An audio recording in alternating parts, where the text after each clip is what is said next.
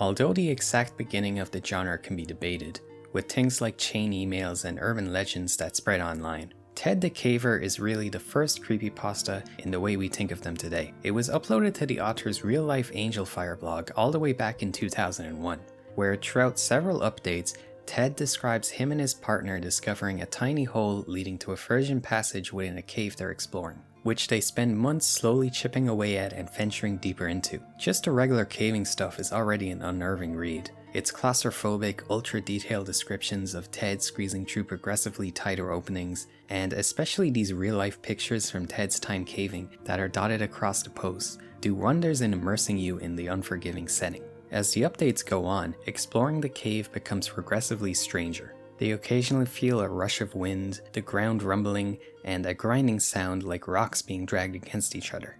The story really keeps its cards close to its chest most of the way through, with these subtly unnerving happenings all being small enough that they can be shrugged off as merely natural movements of the cave. That is until near the end, when Ted finally gets to explore past the hole, only to have his single light smashed against the roof of the cave, and then, in the pitch dark, although we don't see it, something starts approaching him from deep within the cave, accompanied by a terrible smell like that of rotting flesh, leading Ted and his partner to hastily make their escape through the cramped entrance. I knew the rope was my lifeline to the outside, to light, safety.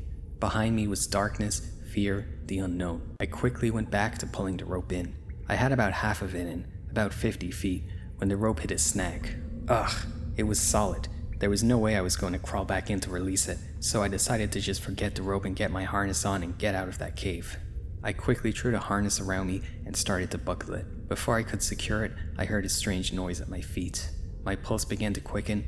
I looked down at the rope, only to discover to my horror that the rope was disappearing down into the darkness.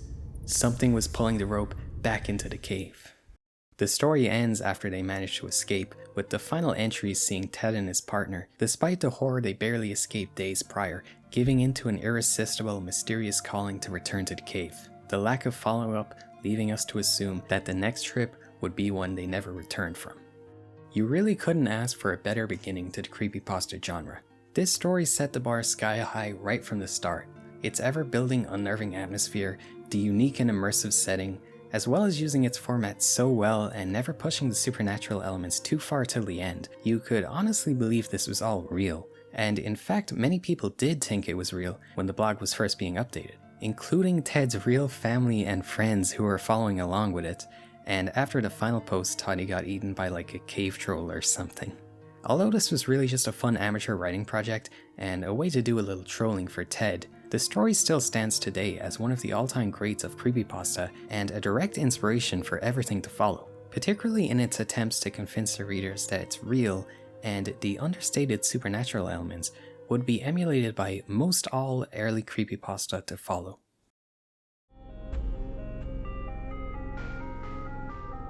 Before the formation of the Creepypasta wiki, creepy stories would pop up from all corners of the internet. Notably 4chan, where in 2007, the X Paranormal Board was established.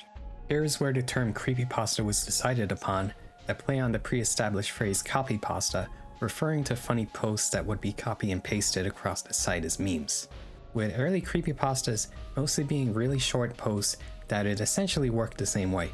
Some of the most famous would be things like SCP-173.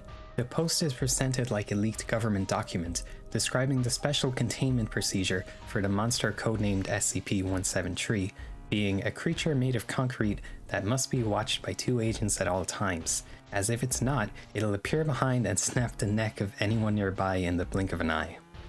Although just a standalone post, the idea of the SCP Foundation spun off to grow into its own huge community, distinct from creepypasta, creating countless other numbered SCP entities and lore over on the SCP Wiki. Also from X came the original posting of the Smile Dog story. Taking inspiration from old chain emails, it described a twisted image of a smiling husky dog, which spread through the internet and drove all who viewed it to have constant unbearable visions and nightmares of it if they didn't send it on to the next victim. The story is told through someone's notes investigating the phenomenon, with this deep-fried image of the Smile Dog accompanying it. Although later reposts would retool it, improving both the image and story, using this more well-known version of the Smile.jpg image, and playing off the format in a fun way, with you yourself becoming infected by seeing the image at the end of the story, continuing the cycle. Over on the B random board, a thread to collaborate making a horror monster led to the creation of the Rake, another early creepypasta icon, although it's a pretty simple one and not nearly as enduring as the Smile Dog. It basically just describes a lanky humanoid figure with long, sharp claws and teeth that, according to the short story, just kind of stalks people sitting at the foot of your bed, and then when they wake up it kills you or just makes you go crazy.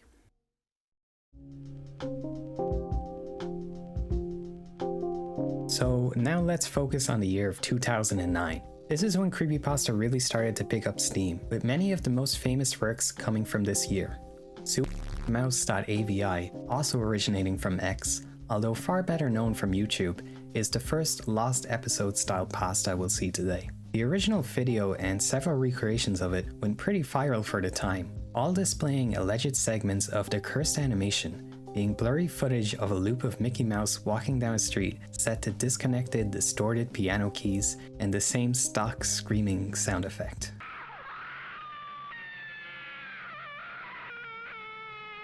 In the description would lie a copy of the creepypasta from X.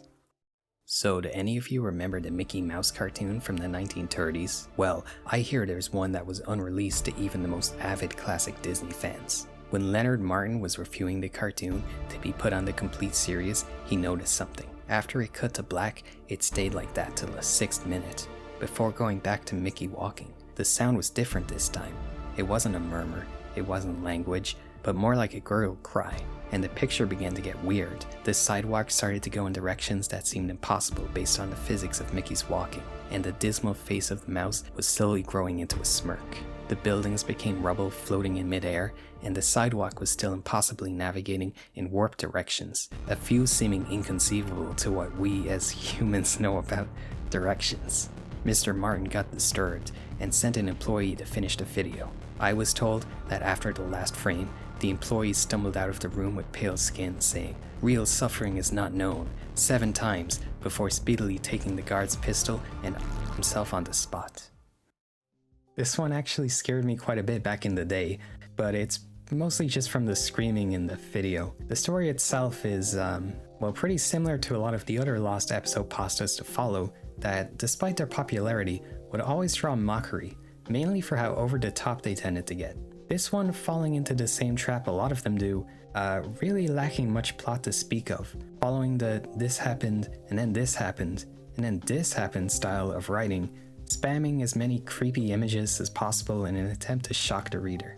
Marred by grammatical errors and weird phrasing that makes the already absurd offense, like the whole sidewalk twisting in ways incomprehensible to us humans, and the guy shooting himself because seeing this cartoon of Mickey Mouse walking was just so messed up he couldn't bear to live in this world anymore. It pushes the suspension of disbelief way too far into unintentional comedy, if you ask me.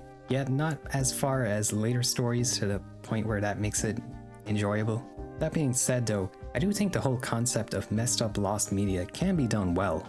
And to show that, let's look at another equally popular pasta from around this time that had a similar concept, and I think did it a lot more successfully. Candle Cove, written by Chris Straub, was uploaded to his WordPress site in 2009.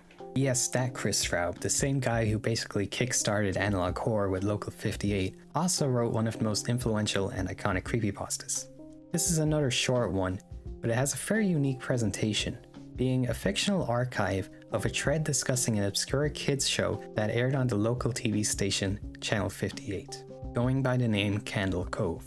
At first it's pretty innocent, posters reminiscing on the nostalgic puppet show, but as they go on and more people come into the thread, the recollections slowly grow more off-putting.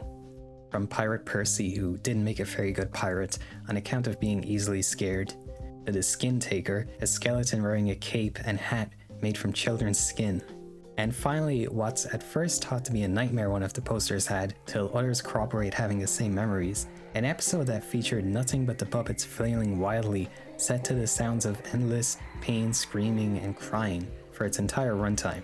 The story comes to an end when the poster describes how he approached his mother to ask if she remembered the old show, and she replied with, "I used to think it was so weird how you'd say, 'I'm gonna watch Candle Cove now, Mom,' and then you tune into the TV to static. just watch dead air for 30 minutes. You had a big imagination with your little pirate show.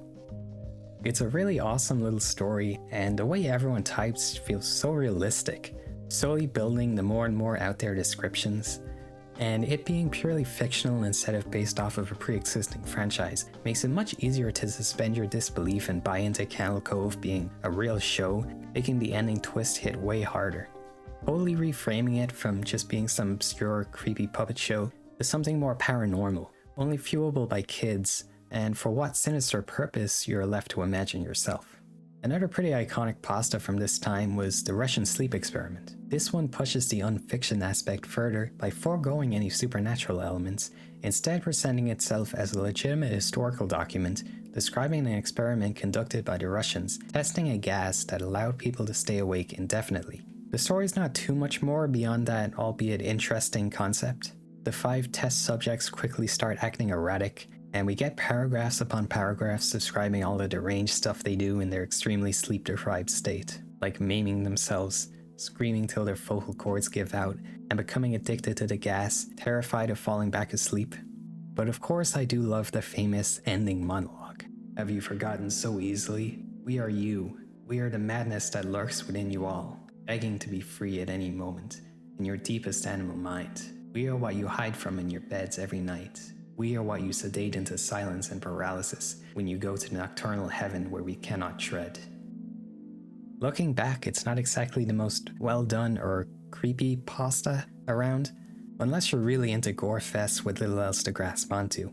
The monologue hinting at the idea that their monstrous nature is something buried deep within every human that we fend off by sleeping each night is really cool, but it's literally like the second last sentence of the story and acts as a simple twist just to have one. Not really being hinted at all before, rather than something that reframes and enhances the story on reread. With everything else being a little boring, to be honest, as you quickly become desensitized to the constant gore that goes from 0 to 100 way too quick in my opinion. But really the quality of the writing isn't what made this pasta special.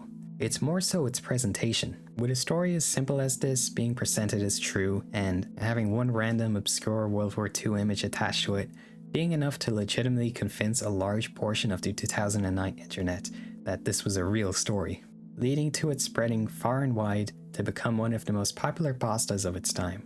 However, undoubtedly, the most important event of 2009 would have to be the original Something Awful Photoshop contest thread in which Victor Surge would create the Slenderman. The Slender mythos were created in real time within this thread, despite it being made simply for people to share their photoshops.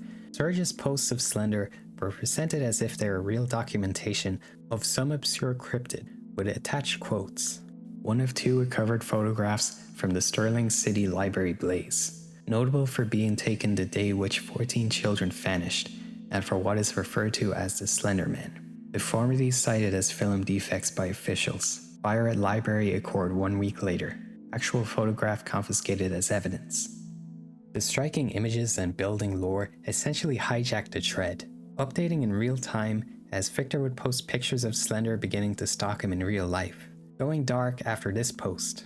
Afterwards, other posters picked up where he left off, building upon Slender's purposely vague lore, introducing his iconic tentacles and establishing his penchant for kidnapping and probably eating children. Overall, Slender is the first and, realistically, still at least a second biggest mascot of CreepyPasta. He's been a collaborative and malleable character from his very inception, leading himself to tons of fan projects, such as video series like the wildly popular and influential in its own right, Marble Hornets, that was super ahead of its time with lots of analog horror and ARG elements long before they became the dominant form of online horror. There were tons of spin-off stories, and of course the uber-viral Slender the 8 Pages game that every YouTuber played in 2013, just to name a few. All this only propelling him further into the limelight over the next few years, causing CreepyPasta to grow in popularity along with him. It's also worth quickly mentioning the CreepyPasta published as YouTube videos. Now, personally, I don't really consider these CreepyPasta. If they came out today, we'd probably call them digital horror videos, but some ended up being just as famous as the big pastas, like Username 666, a really awesome piece of digital art showing a screen recording of an alleged secret supernatural YouTube channel that you could discover by visiting the disabled channel domain, and if you refreshed it enough times, it would start to become more and more demonic. There was also Mariana Mongrod Glesgrov, a video that was apparently so horrifying, uploads could only show this short snippet of it, and it's just some Indian guy staring at you with a spooky red filter. The description once again acting as the creepypasta. The full video lasts 2 minutes, and was removed by YouTube after 153 people who viewed the video gouged out their eyes and mailed them to YouTube's main office in San Bruno. Said people had also committed suicide in various ways. It is not yet known how they managed to mail their eyes after gouging them out. This one is less good, but it was uploaded all the way back in 2008, so as crazy as it sounds, this really was enough to seriously spook a lot of people out back in the day, myself included. Moving to 2010, at this point the CreepyPasta wiki was the go-to place and origin point for the vast majority of creepypasta stories, and this year sees a notable improvement in the general quality of writing of the average pasta, as we'd start to see stories that feel like actual short horror stories rather than just a series of creepy events or the backstory for a new age internet urban legend, trying to convince the reader that it's a real account, which by this point in the internet's adoption was all but impossible. Not that there's anything wrong with those stories, or to say they completely disappeared either, but I believe at this point the genre was picking up enough traction to attract amateur writers who saw creepypasta as a way to both practice their craft as well as get a lot of eyes on their work, since by this point creepypasta was becoming a pretty big online community. Gateway of the Mind was another iconic pasta, and it's strikingly similar to the Russian sleep experiment, but I like this one a lot more. It's another file documentation of a wacky medical procedure. This time, scientists find an old guy who, quote, has nothing left to live for, and they proceed to sever all nerves to his brain, depriving him of all 5 senses, theorizing it will allow him to ascend the human plane and make contact with God. It's a very simple pasta, basically describing him beginning to hear the voices of the dead, becoming overwhelmed by their countless anguished voices, starting to go crazier and crazier from it and the lack of stimuli, raking his eyes and slamming himself against a wall in a faint attempt to feel anything from the human world. Its most iconic moment comes when the story pays things off with a pretty fire ending line. Eventually he turned his head and, despite his blindness, made focused eye contact with the scientist. He whispered, "I have spoken with God, and he has abandoned us." To me, this story works a lot better than the Russian sleep experiment, as the ending twist is built up to from the beginning, making not only it more impactful but also narratively satisfying, tying together why the voices of the dead were so tortured and traumatizing for the subject, as well as it feeling at least a little bit more realistic, not going as far with the constant gore. And I have to give props to Mr. Widemouth here. One of my personal favorites, this is a pretty unique one. It follows a sick, bedridden 5-year-old moving into a new house, where he meets the titular Mr. Widemouth, a small furry creature with a giant smile. At first he just kinda hangs around the lonely kid, always hiding away when his parents are around, till one night he tells him he has a game they can play. Widemouth leads him to the end of the hall, pushing open the 2nd-story window. I like to play pretend up here. I pretend there's a big, soft trampoline below this window, and I jump. If you pretend hard enough, you bounce back up like a feather. I want you to try. It's a long drop, I said. But it's all part of the fun. It wouldn't be fun if it was only a short drop. If it were that way, you may as well just bounce on a real trampoline. Maybe some other time, I said. I don't know if I have enough imagination. I could get hurt. If you say so. Yes, Mr. Widemouth basically spends the whole story trying to get the kid to kill himself. Later on he tries to teach him juggling only to pull out a bunch of kitchen knives instead of balls, his wide smile always morphing into a terrible snarl when he refuses. Near the end of the pasta, Mr. Widemouth leads him down a trail outside the house, but stops short of showing him what's at the end. And years later, the narrator returns to the home, finding the path led to a graveyard, with a majority of the graves belonging to children, Mr. Widemouth's previous victims. Yeah, I really like this one. It kind of feels like an old fairy tale with its basic concept and the way it's told. It's a simple but very effective pasta, and I still find it really creepy how Mr. Widemouth never actually hurts the kid, trying to trick him into harming himself in increasingly more blatant ways. It makes for a uniquely threatening monster, at least to me. Psychosis, although not exceptionally popular, is probably the best written pasta from this time period. Simply a series of diary entries from a guy who's been cooped up in his small apartment for so long he starts to go stir crazy, feeling an unexplainable fear that something is very wrong in the outside world. His sparse interactions with people online or over the phone always seem to be slightly off, as if the people he's talking to aren't real, and he can't see a single person outside when he works up the nerve to look out for only the briefest of moments. Yet things are only off so slightly that, to the reader, he seems to just be crazy. The whole diary framing does a great job immersing you in his scattered mind, playing with your perception as when you read his progressively more unhinged words, and the stranger things get, at least from the narrator's perspective, you slowly start to find yourself more on his side, having doubts yourself. Maybe there really is something wrong out there.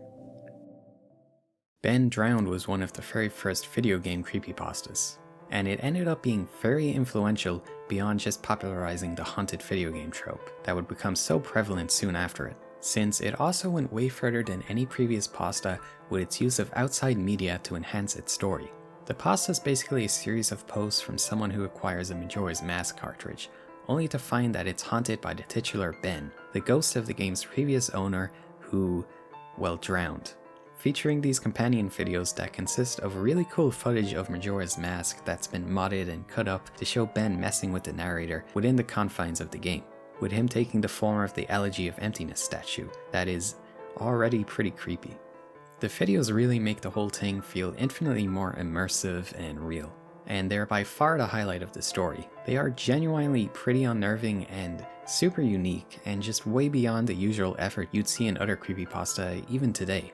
That being said, the story itself is the usual from this type of pasta, with the same old tropes like buying the sketchy looking game from a creepy old man, the game's music playing in reverse. To be fair, at the time they were at least kind of fresh concepts, so it's not really fair to harp on them too much here. The author basically keeps playing the game, trying to figure out what the heck's going on, and starts having visions and nightmares of Ben that get pretty intense. And sorry to be that guy, but with all these haunted video game stories, it's pretty hard to suspend your disbelief as to why he doesn't just turn off the console and throw away the game if it's causing him so much stress. But whatever. After the first roughly half of the story, it really falls apart, unfortunately, as the focus shifts to Ben spreading to the narrator's computer and messing with him further, jump scaring him with images of the statue and taunting him through the AI chat program Cleverbot. Ben and the narrator end up having a very lengthy conversation through the chatbot near the end, and it kind of exposes the story, not really being able to pull off a good fill-in monologue. It ends up really demystifying Ben, seeming more like just some kid trolling the narrator, rather than this intimidating, mysterious entity he was at the start. It is somewhat interesting how Ben ends up presumably spreading throughout the internet due to the videos being uploaded, freeing himself from the confines of the game cartridge. Which I guess was his goal from the beginning. But to be honest, the story of this really drags and only ends up getting cringier as it goes. Yet I do still really appreciate it for how influential and ambitious it was, inspiring so many haunted game pastas to follow, and especially the original video footage within the story, as well as little things like interacting with the readers while the parts of the pasta was still being uploaded, trying tips they give to get through the game's cryptic puzzles. It's, at the very least, pretty cool. So although there were other creepypastas of its kind, like Mouse and Cannel Cove, after the huge popularity and praise Ben Drowned gained, there was an absolute explosion in creepypasta based off of old nostalgic media. Usually weaving a tale where either an old video game or cartoon is possessed by some evil entity, making the characters turn evil and kill each other, as the narrator describes it as if it's the most disturbing thing he's ever witnessed. The effect these stories had on CreepyPasta as a whole will be coming later, but for now I'll just say, despite their usual quality, these stories definitely aided in giving the genre a wider appeal and coincide with CreepyPasta's initial rise to mainstream popularity, as they appeal to a much wider audience than just the previous online horror enthusiasts. As well as that, they tended to be a lot more simplistic and approachable than the previous stories that were either more high concept or viscerally disturbing than the usual Lost Episode or .exe story, leading to anyone, usually much younger people, who's a fan of the franchise covered, to come across these stories and be introduced to CreepyPasta as a whole. And the two most famous Lost Episode creepypastas just so happened to drop this year. First off, Dead Bart. It describes a missing episode from The Simpsons' first season. The story opens with the narrator approaching Matt Groening at a convention where, at the mere mention of the episode, all color drained from his face and he starts trembling. Then, with tears in his eyes, he writes down a URL on a piece of paper for the narrator. After which the bulk of the story explains the episode, and the writing here is that very distinct bad creepypasta writing. That's kinda hard to put into words, but if you've ever read some of these, I think you know what I'm getting at. It's where everything is stated very bluntly, yet at the same time it goes into really odd, unnecessary detail about random things. Like, it's really common for them to list a specific amount of seconds some creepy image flashes on screen, for some reason. Near the end of the first act, the plane was taking off. Bart was fooling around, as you'd expect. However, as the plane was about 50 feet off the ground, Bart broke a window and was sucked out. Like, why say it was 50 feet above ground? How would you know that from a cartoon? And then 50 feet isn't even that high. I mean, it'd probably be enough to kill you, but I don't think the air pressure at that height would suck someone out of a plane window. And on top of that, Bart breaking the window and flying out is just stated plainly like it's nothing. It makes the whole sentence really stiff and alien sounding. The picture of Bart's corpse was barely recognizable. They took full advantage of it not having to move and made an almost photorealistic drawing of his dead body. And here's our first mention of photorealism. Not hyper-realistic, we're not quite there yet. These phrases are a trope that'll show up time and time again and be mocked mercilessly in countless stories to follow. I never quite got why it became such a common trope. It's always used for cartoon or game characters. And I guess it's an easy and vaguely creepy sounding idea, at least at first glance. But when you think about a hyper-realistic Bart Simpson, I always imagine it looking something like this. Anyway, after that it just describes how the rest of the family is super depressed, and there's a scene where it shows them looking skeletally thin, sitting around crying for minutes on end. The episode ending when they head to Bart's grave, and the scene zooms out to show the graveyard, with each tombstone holding the name of all the future Simpsons guest stars with their accurate dates of death. Except for those who had not died yet, or at least as of 2010 when the story is written, I guess. Those were all listed as the exact same dates. Okay, this creepypasta is pretty bad. However, the ending twist is amazing.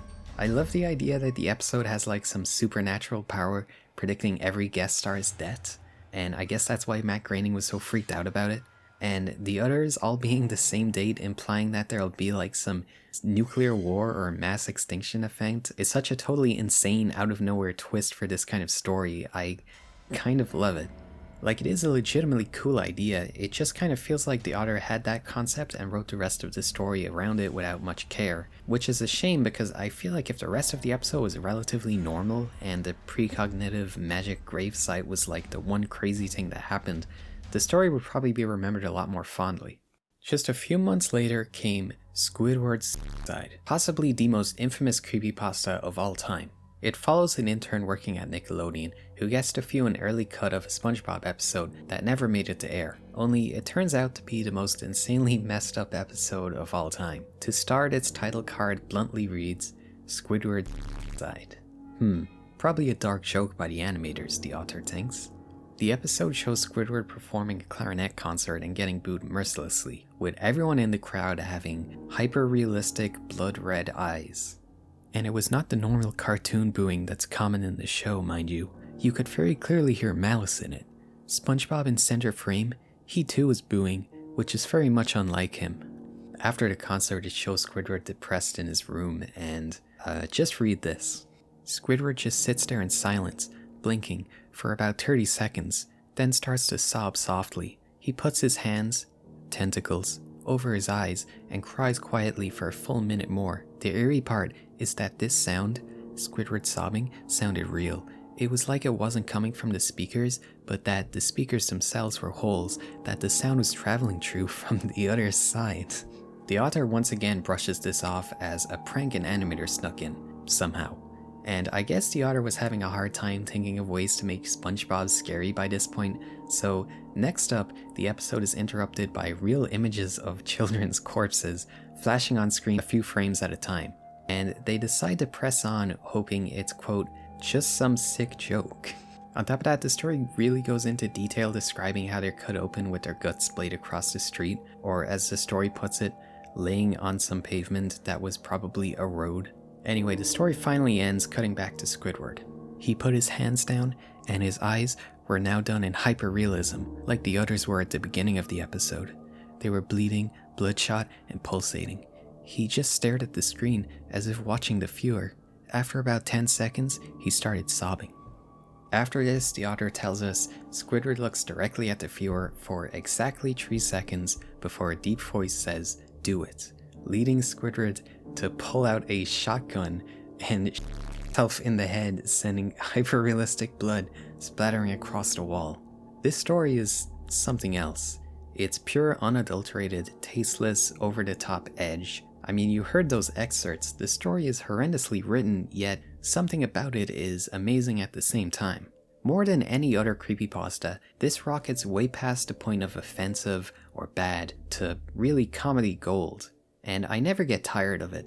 The bizarre wording and the huge leaps in logic, mixed with the absolutely insane levels of gore, and this all being about freaking Squidward tentacles of all characters, makes it impossible to not find hilarious.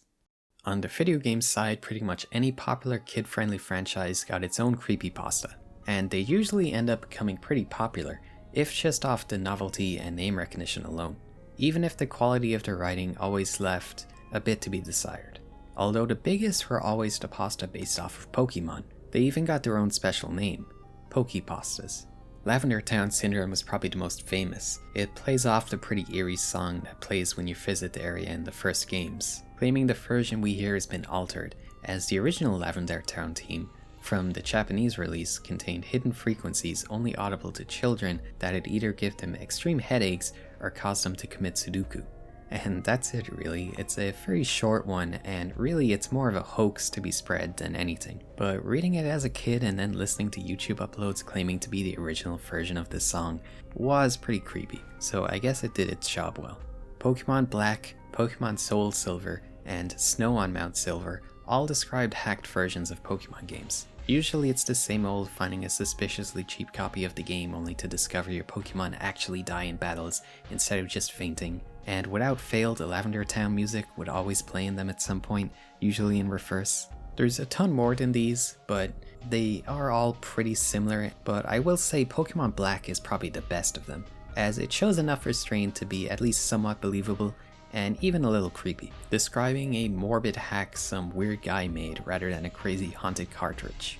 It seems to be a normal version of the first game, except for the inclusion of the starter Pokemon Ghost, who has the ability to kill Pokemon and trainers using the Curse ability, with the hack ending after defeating the Elite Four, where your character is forced to walk through an empty map, seeing images and reflecting on all those you killed, but for Ghost appears using Curse on you, ending the journey. In the narrator's words, "I'm not sure what the motives were behind the creator of this hack. It wasn't widely distributed, so it was presumably not for monetary gain. It was very well done for a bootleg. It seems he was trying to convey a message, though it seems I am the sole receiver of that message. I'm not entirely sure what it was. The inevitability of death, the pointlessness of it. Perhaps he was simply trying to morbidly inject death and darkness into a children's game. Regardless, this children's game has made me think, and it has made me cry."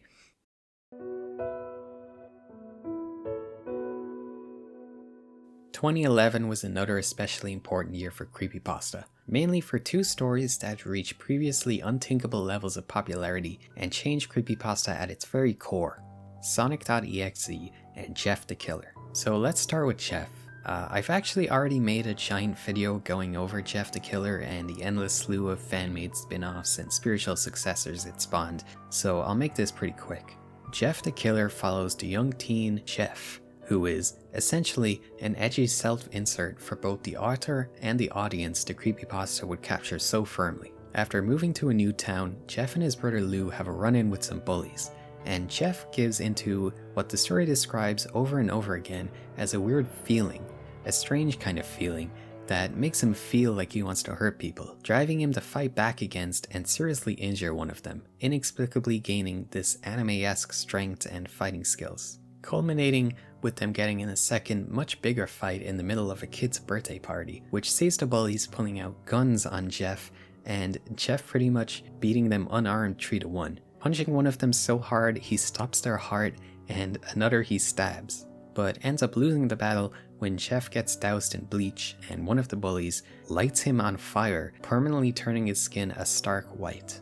This then driving Jeff insane, and after getting out of the hospital, he takes his final form, carving a Heath Ledger Joker smile into his mouth and burning off his eyelids so he can, quote, always see how beautiful he is. Finally, killing his whole family that night, uttering his iconic catchphrase, go to sleep, before driving his iconic butcher knife into their hearts. And the new face of CreepyPasta is born. So you might have been thinking that summary was just a bunch of random events with little to no narrative to speak of, and that's because that's exactly how reading this pasta is. Jeff the Killer didn't become popular because it was well written or an inspired concept like much of the previous. No, I think it became as big as it did largely due to its power fantasy aspect, as weird as that might sound. Jeff being a young teen who's dealing with annoying parents, whining about being dragged to a birthday party, only to then awaken to his bloodlust with unexplained super strength and go around getting revenge by killing everyone who wronged him, like his bullies and parents, because they were kind of annoying, I guess. This was super appealing to the new, younger fanbase CreepyPasta was quickly gaining popularity with, evidenced by the huge fanbase that grew around, specifically Jeff and all the copycat stories that had flooded the CreepyPasta community right after, like Tiki Toby, Jane the Killer, and Clockwork, just to name a few. With them all having a young adult, serial killer protagonist with a sad backstory and a timely emo fashion sense that murders their bullies and abusive authority figures, what have you. Most of them managing to become hugely popular with this new fanbase, despite each one seeming to be even worse written than the last. That being said though, I do really enjoy these stories. The main characters always have these cool designs to make fan art of that are very of their time. The bizarre writing styles and illogical way the worlds work, like how these killers that are really just some preteen with a knife never get, arrested or anything. And above all, how unapologetically edgy they always are. They have a very unique, unintentional, campy charm that I at least find rather enjoyable on a totally unironic level. Meanwhile, Sonic.exe was another hugely popular and defining character, but probably even worse as a creepypasta.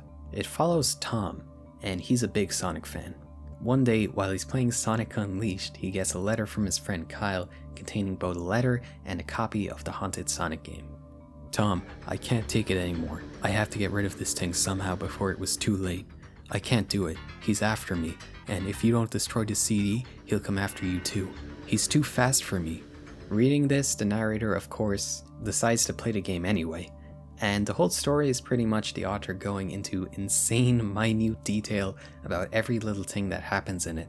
The pasta hitting every conceivable haunted game trope, from describing every second thing as being hyper-realistic to listing the exact seconds something pops on screen, and the narrator being seriously emotionally affected by the fictional furry characters getting murdered as if they were real people. When I pressed start, there was a split second when I saw the title image turned into something much different, something that I now consider horrifying. I remember what the image looked like.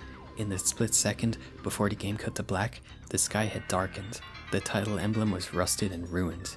The Sega 1991 was now instead Sega 666, and the water had turned red, like blood, except it looked hyper-realistic.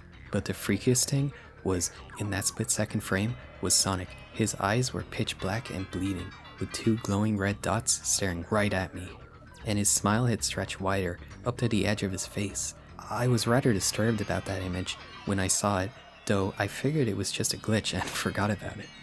Essentially, he describes how each level he plays as another Sonic character, only to get hunted down and killed by the evil version of Sonic. And the narrator starts to get really upset about this, even tearing up when Sonic kills Tails.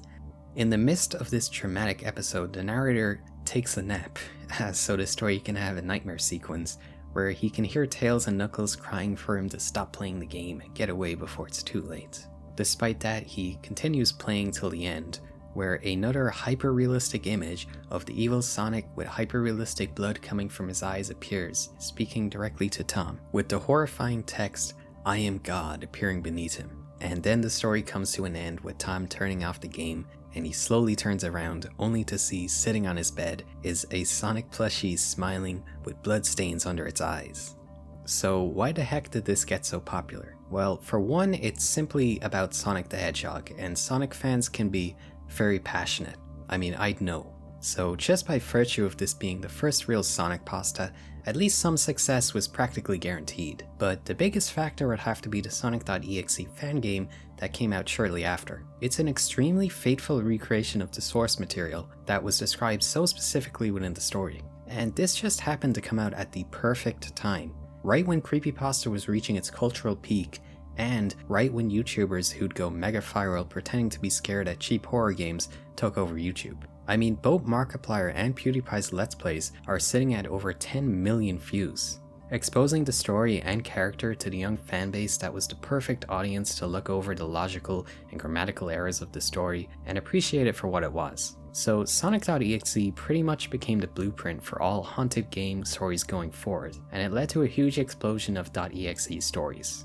Mario.exe, Sally.exe, Zelda.exe, they'd all follow pretty much the same format, just swapping Sonic out for another character. These, along with the Lost Episode and Jeff the Killer clones that catered to the same kind of audience, started to quickly fill up the catalog of the CreepyPasta wiki, and later on this will cause some major drama and have profound effects on CreepyPasta as a whole, but for now just know that there were a lot of these stories and they were quickly starting to overshadow everything else being uploaded. But that's not to say that there still weren't the occasional great stories to come from the community, as this is the year when Pen Pal was published. In stark contrast to the previous, this is, in my opinion, the absolute best CreepyPasta has to offer. It's also very long, split into 6 parts, each following a different period in the protagonist's life, where it quickly becomes apparent someone or something has been stalking him since early childhood. Always just out of view, but undeniably having a twisted and sick influence on his life. I don't want to spoil anything, and it's impossible to do justice with a quick summary, but I'll just say, for one, the quality of the writing here is leagues ahead of any other CreepyPasta. The dread it manages to instill in the reader is visceral, and the ending hits harder than any other. So it really is worth sticking true to the end, despite its length. Although it's not like that's very hard to do, since again this is easily probably the best written thing to ever come out of the CreepyPasta genre. And if you haven't experienced Pen Pal for yourself yet, more than anything else in this video, you really do owe it to yourself. If you don't want to read, the Creepcast episode is especially well done. There was a few other big CreepyPasta from 2011, worth a quick mention. Normal Porn for Normal People and No End House both brought pretty unique and creepy concepts to the table. Cupcakes was another popular Lost Episode pasta, although only really within the My Little Pony fandom, asking what if Pinkie Pie was a cannibal that murdered the other ponies, and we described that in the most gory way possible. And finally, NES Godzilla is lauded along with Ben Drowned as the only really great haunted game pastas. It similarly uses fake modded gameplay footage with this really awesome sprite work and cool high concept take on the whole haunted game trope. It being possessed by like an ethereal being that isn't simply trying to scare the protagonist by flashing spooky gore on the screen, but emotionally torture him in a much more personal and human way.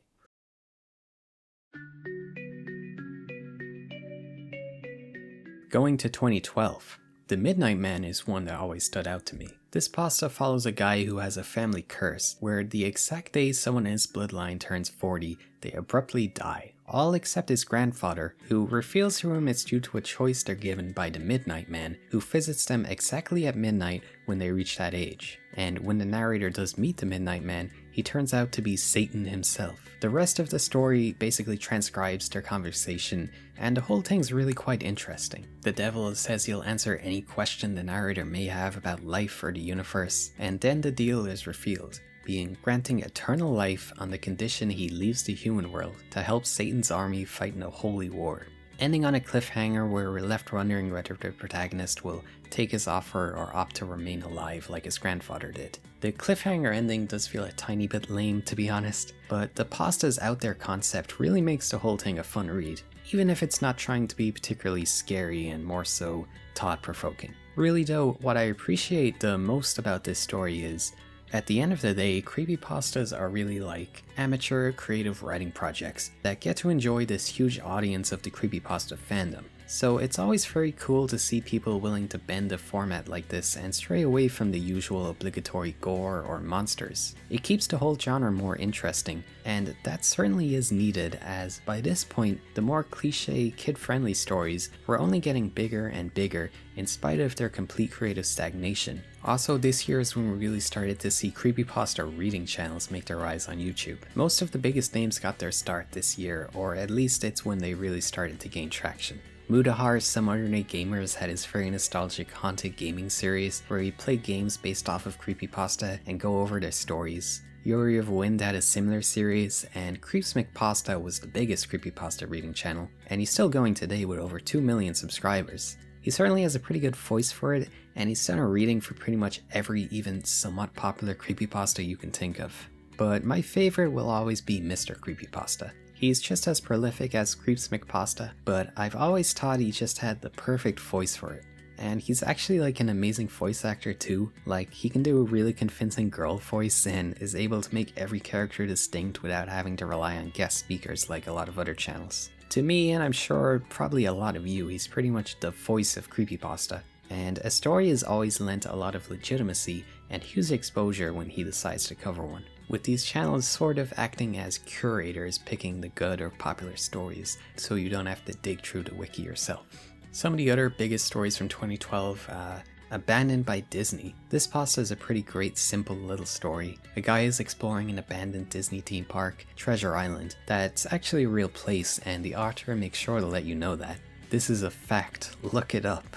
The story does a pretty good job really taking its time describing and immersing you in the dilapidated empty park, with small sounds and anomalies implying that he may not be alone, and all throughout the park he finds the phrase abandoned by Disney. Eventually the author heads down to the mascot area, which is underground. It's here where things get really creepy, finding the old mascot costumes and a Mickey Mouse one with inverted colors lying on the floor, as if it's a dead body or something. He picks up a Donald head and a human skull falls out of it, obviously freaking him out enough to make his escape, only for the Mickey costume to slowly stand up right in front of him.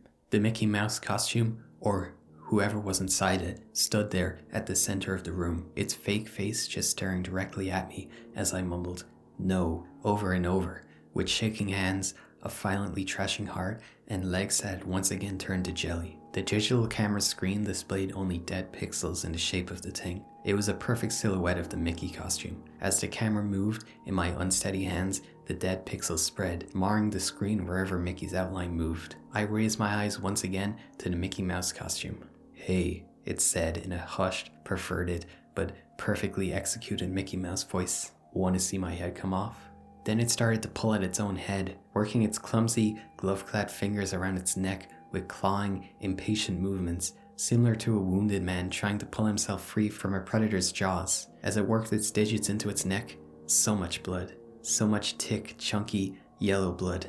I turned away as I heard a sickening tearing of cloth and flesh. I only cared about getting away. Above the doorway, out of the room, I saw the final message clawed into the metal with bone or fingernails. Abandoned by God. Yeah, I was shocked by how good this was coming back to it. The whole photo-negative Mickey removing his head sounds really stupid and tryhard, but the sick way it's described and the huge amount of time spent building up to it does a great job making you feel trapped and off guard just as the narrator is. It works really, really well.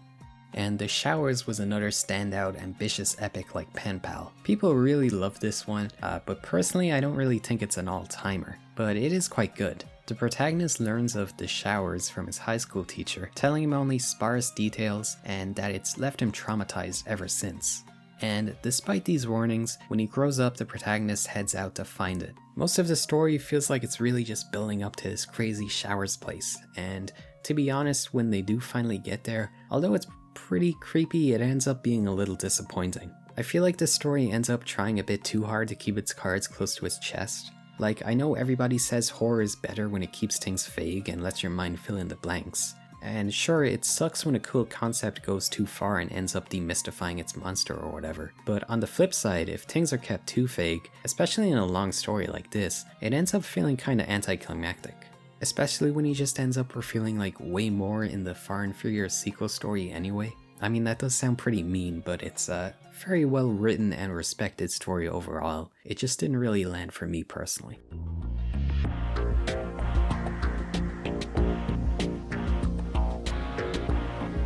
Okay, now moving to 2013, a lot of the biggest pastas to come out around this period were Jeff clones. We had Clockwork, Laughing Jack, Jane the Killer, Nina the Killer, Homicidal Lou. One that's probably worth highlighting was Tiggy Toby. To simplify it, Toby is a troubled, mentally unstable young teen who constantly gets bullied about it. Oh, and also he has an abusive father, so you have to feel really bad for him. And of course, one day Toby snaps and kills all of them. And by doing this, he ends up catching the attention of the Slenderman, who appears before Toby and is like, wow, you're really cool and edgy. So he adopts him as one of his proxies. Slender's proxies are basically his pawns, and the concept kinda acted like a natural path to create somewhat of a CreepyPasta extended universe, allowing for tons of spin-off stories to be made. There was an especially popular fan work named Slender Mansion, where Jeff the Killer, Tiggy Toby, Jane the Killer, and Smile Dog for some reason, and all the other trendy Jeff clones basically live together in a big mansion, with the main character being an author self-insert that all the characters, especially Jeff, immediately become infatuated with and want to make their GF. The Slender Mansion concept becoming very pop within the fandom.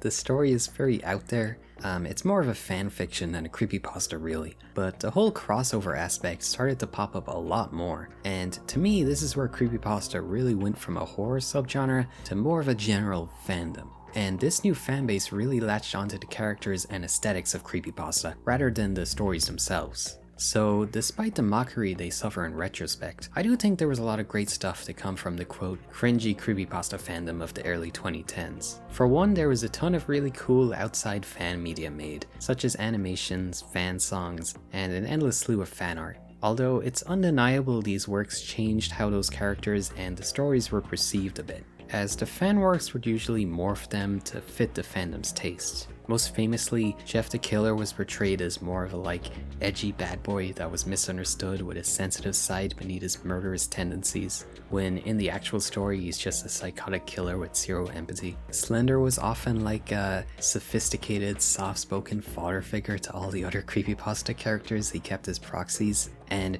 there'd be a lot of shipping as with any fandom. It's ultimately just people having fun, but I feel like it unintentionally had a negative effect on creepypasta as a whole, as it started to feel like a lot of pastas, especially those that become popular, would often be made to appeal to this fandom rather than trying to simply be a good horror story. The focus was on crafting the coolest looking, edgy self-insert MC and giving the most absurdly tragic backstory possible so they could be a tragic anti-hero. And the creepypasta old guard was not too happy about it. So to combat these kinds of works taking over the community, the CreepyPasta Wiki decided to implement much harsher quality standards on the site. Through this video, I've been focusing on the most popular and influential pastas throughout the years, but it's only an absolutely minuscule fraction of the sheer wealth of stories that get posted every year. I mean, by 2013, there were apparently 10,000 pages on the CreepyPasta Wiki, so it goes without saying, especially with the users now faring younger, most of those stories were not very good.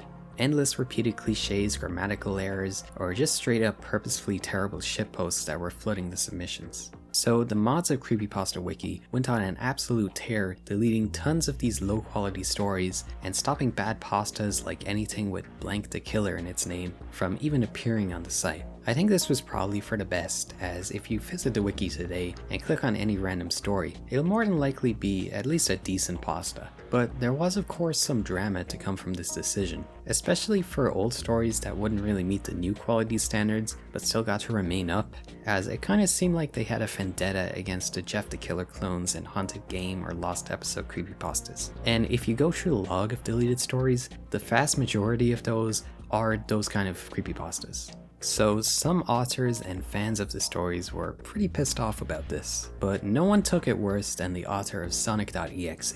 His story was moved to the TrollPasta Wiki, a place for purposely poorly written parody pastas. And he responded by posting a rather infamous and very funny response protesting the decision on his DeviantArt page. I deeply regret to inform you all that I received some bad news. The admins of CreepyPasta Wiki have finally decided to delete Sonic.exe off of the wiki on the grounds that it was badly written and had too many cliches and was a bad example of what should be a creepypasta. Bull friggin' horseshit. As you can see, I am furious with the fact that my masterpiece, which has won the hearts of millions and has made a massive impact on the internet, is being brought down by a bunch of jealous, arrogant, retarded, furry haters. Listen everyone, I need your help with this. We are at war here. I want every Sonic.exe fan who is reading this to get the word out. Make more fan art, make more videos, block the haters. Praise Sonic.exe like you never had before. Build websites dedicated to his greatness. Whatever you gotta do to keep him alive and strong, just do it. We need to prepare for our victory over the haters. The haters need to bleed for their crimes. Rejoice, my fellow Sonic.exe fans. Our glorious little hellspawn shall have the last laugh yet. This will be his ultimate victory, the absolute subjugation of the internet itself. Despite the declaration of war, the retarded furry haters at the CreepyPasta Wiki stuck to their decision, and Sonic.exe, along with most other pastas of its kind, remained off the site. In 2014, the purging continued, with probably the most high-profile deletion taking place being that of Jeff the Killer. Unlike Sonic.exe, the author of Jeff the Killer's pasta is not an active online figure, so there was no word from him. However, there was some pushback on the idea of deleting the story, as despite the low quality of the pasta, over the years, well like 2.5 years, Jeff had cemented himself as pretty much the face of creepypasta, even more so than someone like the Slenderman, and people felt it was an important part of creepypasta history that should remain on the site, whereas others said it only served to harm the already poor public perception of creepypasta as a whole. So in the end, it was put to a community vote and it was decided Jeff would be deleted. But as a kind of compromise, a contest was held to write a reboot of the infamous pasta to take its place on the site. Out of the dozens of entries, the winner ended up being simply titled Jeff the Killer 2015. It was a far better written story, not that that's saying too much, being a much more realistic take on the tale while still maintaining most of the major story beats. Although, personally I think it lost the fun campy appeal of the original and ends up being a lot more generic. I go into a lot more detail about that in my Jeff the Killer video, along with a handful of other high profile rewrites the pasta got over the years, but overall, the community received this new version very positively, and the new quality standards, although chasing off the fans of those stories and lessening the overall user base of the site considerably, succeeded in improving the general writing quality of the average pasta there. On the other hand though, it became much rarer for stories to really break out into the mainstream popularity like years prior. And well, there was one other event from this time that definitely didn't help with creepypasta's slowly fading relevancy.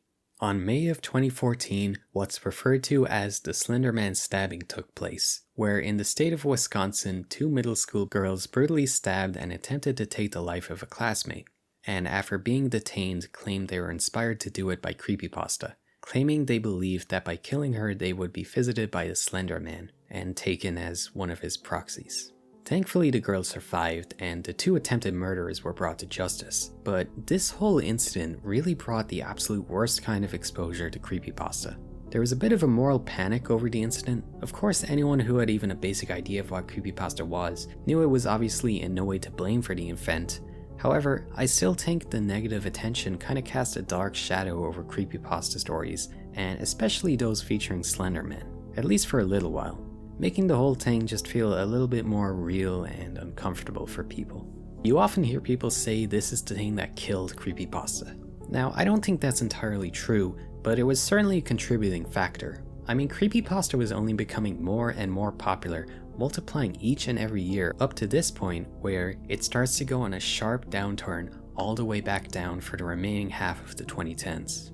But there were more factors than just this event. I think the deletion of a lot of the most famous pastas and the splitting of the community that resulted, the tropey nature of most stories that caused them to be deleted in the first place, and the general perception of creepypasta becoming seen as cringe with the low quality stories and how big the fandom site got on places like Tumblr, all together with the stabbing incident and all these things taking place so close together, was a combination of factors that was simply too much for the genre to bear.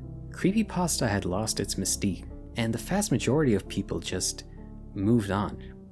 On the internet, trends can only last for so long, and that window of time only seems to get shorter and shorter as time goes on. The creepypasta kids would eventually grow up and move on. The new generation had Five Nights at Freddy's and the rise of other lore-filled Mascot Horror games to latch onto, and online horror enthusiasts got more interested in ARGs and eventually analog horror. I think it's fair to say creepypasta's time in the limelight by this point was over. But there were still talented writers and a small dedicated community that wanted more spooky stories to read. So creepypasta may have died, but its spirit lived on, as the community was reborn in what I consider to be the spiritual successor to creepypasta, r/nosleep. Now, I'm cheating a little bit here as No Sleep was around before this time, and Pen Pal actually came from here all the way back in 2011, but it was after the downfall of creepypasta where the community really started to pick up popularity, and when its most important and popular stories would come out. It's also where the vast majority of creepypasta reading channels were finding their stories, as it really did become the go-to place for legitimately high-quality creepypasta from this point on. The author Elias Ritro is an especially prolific and respected no-sleep writer, uploading the incredibly screwed up and disturbing Tommy Taffy series, which is super great if you can stomach it. It's one of the few stories that actually warrants its content warning, and your mileage may vary, but at least I think it's not just edgy for edgy's sake, but actually has some genuine weight to it. My daughter started having nightmares about the tall dog, and I should have listened to her, has a more classic creepypasta vibe with an unexplainable mysterious monster and a super out there premise, managing to make what should really be a laughable conclusion surprisingly creepy and impactful. Pretty much all his stories are pretty awesome, but my favorite of his is definitely the simply titled Feed the Pig. It's a very high concept story. Essentially, it follows a guy who himself and ends up in a fascinatingly twisted version of purgatory. This story opening with him waking there tied to a metal chair in a dingy, barren room, where after meeting the kind of second in command, much to the narrator's horror, he explains exactly where he is and what's going on. Is this hell? That's always what you people ask. He began to pace back and forth in front of me. No. This is not hell. It's not heaven either. This is the Black Farm. This is where God sends the souls who have ended their own life. You see, he doesn't really know what to do with you, and neither does the devil. There are genuinely good people who kill themselves. Seems cruel to banish them to hell for all eternity for a moment of weakness, right? Personally, I think God and the devil were just tired of arguing about it, and so they sent them here, to the Black Farm. Did God create this place? I asked, growing more and more confused. Sure, at some point. But he lost control of it when he put the pig in charge. What's the pig? I asked. Can I fucking finish? God created this place eons ago, put the pig in charge, and then forgot about it for a while. Well, when his back was turned, the pig decided to use his new powers to try and create his own little world. The mess you see around you is the fractured remains of that experiment. This place is chaos. The Black Farm is a circus of freaks and monsters. And it's your eternity. Fear boiled in my gut like thick oil. No, this couldn't be my end. This wasn't real. I would wake up soon and realize that I was just having a nightmare. That had to be it. Danny smiled. You can always feed the pig. My breath pushed from my lungs like burning steam. What does that mean? Danny spread his hand, still smiling. It's as simple as that. Feed the pig. If you do so, there's a chance that he'll send you back to your life.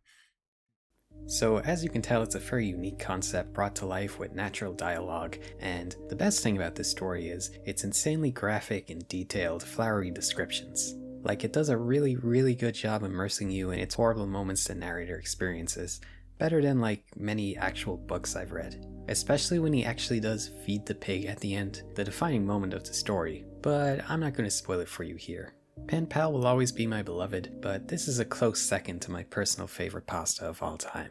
The user Search and Rescue Woods produced what's gotta be the most well-known no-sleep story. I'm a search and rescue officer for the US Forest Service. I have some stories to tell. Yeah, as you can tell, these tend to have pretty long titles. I assume they're like this because they're just Reddit posts, so before deciding to read a story, all you have to go off is its title, so they kind of act like a blurb and use it as an intro hook, the same way like light novels do. But anyway, this is a really fun and currently 10-part long series which follows, well, a search and rescue officer, with the woods he works for often having some anomalies within them. Most famously, the random staircases found all throughout, as if they'd been cleanly and painstakingly removed from someone's home and dropped in the middle of the huge forest.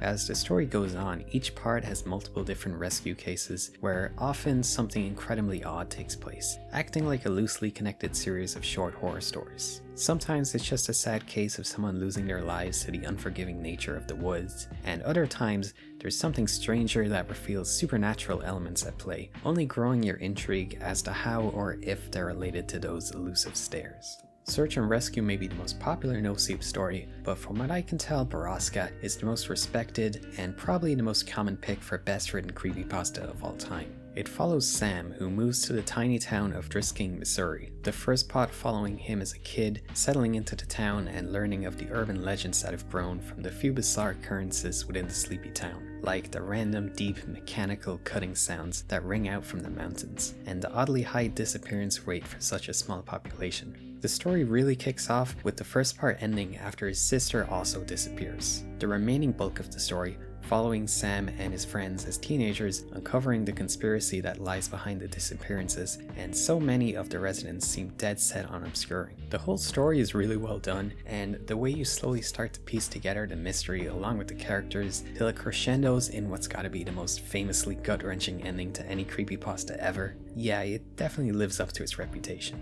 I want to personally nominate this one for the most underrated pasta of all time. Tales from the Gas Station holds a very unique place within creepypasta, as it's a comedy series just as much as a horror, with the protagonist Jack spending the vast majority of the pasta within the rundown gas station in the middle of nowhere. Made the perfect employee by the fact he's afflicted with a freak medical condition rendering him unable to sleep, with the stories being told through a series of posts by Jack journaling everything crazy that goes on at the gas station, which always seems to attract weirder and weirder supernatural entities and conspiracy, both absurdly funny and unnervingly creepy. For a few random examples, a deer walking in on its hind legs enters the store in the dead of night, dropping a bottle of water and 89 cents on the counter, casually paying for it and walking back out. In my favorite arc, a shapeshifter infiltrates the gas station, initially taking the form of Donald Glover, and the gas station sees a nearby death cult be reincarnated as zombies and storm the establishment. Then there's the part where Jack's coworker Jerry discovers a mysterious radio broadcast only readable at the gas station, broadcasting nothing but the voice of some Russian guy with a monotone voice, reading out seemingly endless lists of random things happening throughout the town, including stuff there's no way he should know about, like who's going to die when, who's having an affair with who, or the truth behind some ongoing crime investigation. There's a consistent feed of new reoccurring characters, both antagonists and protagonists, that all have their own quirks, with the main cast becoming really well fleshed out characters that play off each other really well, adding to the comedy and bringing a ton of life to the story in general, with the series eventually building out into this really well fleshed out world that's way beyond any other creepypasta I've seen. I love Mr. CreepyPasta's reading of the series he has up on his channel. There's currently 53 videos there, and the crazy thing is that's only about half the full series, as the actual best way to read it is in the 4 novels that were published, featuring not only way more story and incredible narration by Mr. CreepyPasta on the Audible version, but also much better rewritten and expanded versions of the parts that were put on No Sleep. Outside of No Sleep, CreepyPasta itself was, as we've said, far from its heights of the early 2010s. The only real big mainstream attention it received around this time was 2 high-profile adaptations of famous pastas. First, Channel Zero premiered on Sci-Fi Channel in 2016, a horror anthology series that was loosely based off of internet horror stories, with the first season being an adaptation of Candle Cove. The highlights being the short scenes showing the actual Candle Cove show, which it did a great job adapting rather faithfully. And at least this first season was received well overall by both casuals and CreepyPasta fans, with the other seasons covering The Stairs in the Woods and No End House, but from what I can tell, these were less good, both as faithful adaptations as well as its own thing, leading to it being cancelled after its 4th season, ultimately leading into obscurity and leaving little impact on CreepyPasta itself. Although what was a much bigger deal for CreepyPasta was the 2018 Slenderman movie. A full-fledged, high-budget Hollywood film, this was by far the biggest mainstream exposure anything from the creepypasta genre would receive. It was perhaps even a chance to pull creepypasta out of its falling popularity. Yeah, right. It's not worth spending a lot of time on analyzing, but the movie was complete crap. Partly for its disrespect to the Slender mythos, turning him into a generic monster, cynically using him for name appeal, despite being years late to the trend, and partly due to an alleged delay and heavy rewrites after the 2014 stabbings. It's bland, by the numbers, and soulless, and ended up only further burying creepypasta in the public consciousness. So if I made this video 3 years ago, the story would end here. However, I'm happy to say in the past few years, there has been somewhat of a CreepyPasta Renaissance. It would seem media and subcultures always follow a 10-year rule, where after their time in the limelight ends and they become seen as passé and cringe, after about 10 years they suddenly go from played out to novel and nostalgic. And that effect was definitely felt in the CreepyPasta fandom. First off, the younger generation rediscovered the characters of CreepyPasta through Friday Night Funkin', a rhythm game that allows for mods to be made adding new characters and stories, with one based on Sonic.exe in 2021 becoming really popular, basically reviving the character to be just as, if not even more popular today than he was back then. And after its success, mods for practically every other CreepyPasta icon followed. As well as that, CreepyPasta was heavily helped out by people who grew up on them now being old enough to make videos covering them, like Pastar with his really awesome CreepyPasta analysis series, and of course me, Kenyon, and Wendigoon's CreepyPasta reading show Creepcast that does absolutely insane numbers, not only being a really funny show, but also bringing appreciation to both the forgotten classics and new pastas that would have never seen this level of exposure otherwise. This stuff not only brings back some of the old fans, but more importantly introduces the next generation to CreepyPasta, so they can keep the genre alive with fan games, fan art, and even create new stories that'll define the genre just as much as the stuff we grew up with. In the end, CreepyPasta defined an entire generation of horror on the internet, and its influence can be felt in the styles that followed, and likely whatever follows those. Some may look at it as a trend that overstayed its welcome and was full of cringy, cliche-filled stories that are probably better off forgotten.